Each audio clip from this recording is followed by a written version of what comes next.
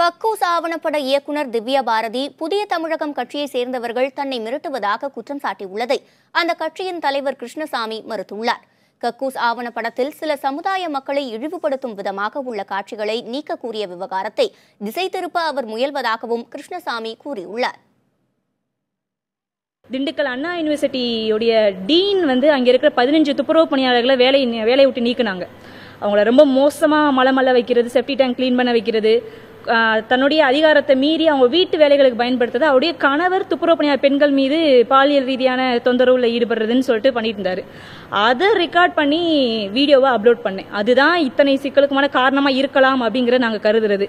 அப்படி நான் பண்றப்ப அந்த அம்மாவோட சாதி என்னங்கிற ஆய்வுக்குள்ளெல்லாம் போகல. நாங்கள் இப்பதான் அந்த அம்மாவோட சாதியும் இப்போ புதிய தமிழகம் அதோடைய சாதியும் ஒன்றுன்னு புரிய வருது. பல பேர் டாக்டர் கிருஷ்ணசாமியோடைய பேரை சொல்லி பேசுறாங்க, வேறு சில அங்கே இருக்கக்கூடிய வேறு சில தலைவர்கள் பேரை சொல்லியும் பேசுறது அப்படிங்க நடந்துச்சு.